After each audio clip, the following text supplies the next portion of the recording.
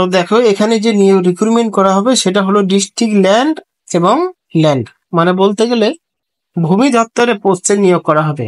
এই ভূমি দপ্তরের জন্য অনেকেই চাকরি করে, অনেকে গ্রুপ ডি, গ্রুপ সি এমন পোস্ট রয়েছে এবং অনেক পোস্ট রয়েছে যেখানে গ্রুপ ডিও না, সিও না, শুধুমাত্র যেরকম কন্ট্রাকচুয়াল বেসিক নিয়োগ করা, সিভিক ভলেন্টিয়ার যেরকম পুলিশ ডিপার্টমেন্টে কাজ করে সেরকমই ডিস্ট্রিক্ট ল্যান্ড মানে ভূমি দপ্তরে নিয়োগ করা হচ্ছে। এই জন্য ছোটখাটো শিক্ষাগত যোগ্যতা দরকার রয়েছে, সমস্ত কিছু ভিডিওর মাধ্যমে জানাবো। অবশ্যই ভিডিওটি প্রথম থেকে শেষ পর্যন্ত দেখার প্রত্যেককে অনুরোধ রইল। চলো শুরু করা যাক ভিডিওটি। 10,000 টাকা বেতন দেওয়া হবে এই চাকরির জন্য। যেরকম সিভিক ভলেন্টিয়ারের বেতন দেয় সেরকমই দেওয়া হবে, না 1 টাকা বেশি না 1 টাকা কম। 8 ঘন্টা ডিউটি রয়েছে বন্ধুরা, 8 থেকে 10 ঘন্টা ডিউটি থাকবে। সেটা মাথায় রেখে অ্যাপ্লিকেশনটা করো এবং চাকরিটা পাওয়ার সুযোগ সুবিধা খোঁজো। আর অবশ্যই মাধ্যমিক পাস করতে হবে, না কোনো অভিজ্ঞতার প্রয়োজন নেই, যে এক্সপিরিয়েন্স দরকার কিচ্ছু দরকার নেই, শুধুমাত্র মাধ্যমিক পাস করলেই অ্যাপ্লিকেশন করা যাবে।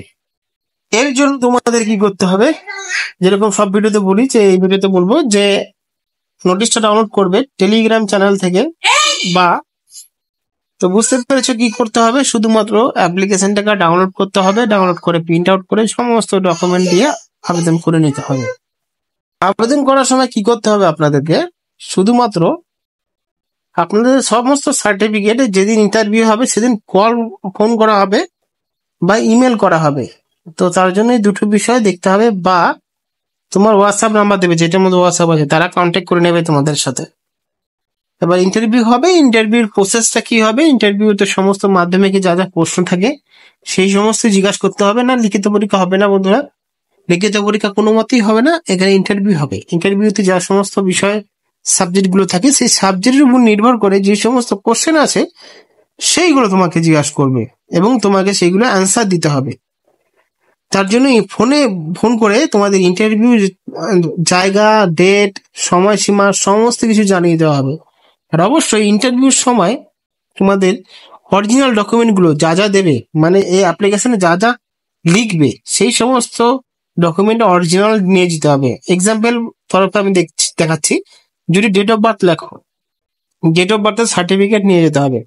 এবার সার্টিফিকেট যদি না থাকে, কিন্তু কিছু তো একটা হেল্প ডকুমেন্ট নিতে হবে, অল্টারনেটিভ ডকুমেন্ট, যেরকম অ্যাডমিট কার্ড মাধ্যমিকের বা মাধ্যমিকের সার্টিফিকেট, এইগুলো নিয়ে যেতে হবে বার্থ সার্টিফিকেটের জন্য।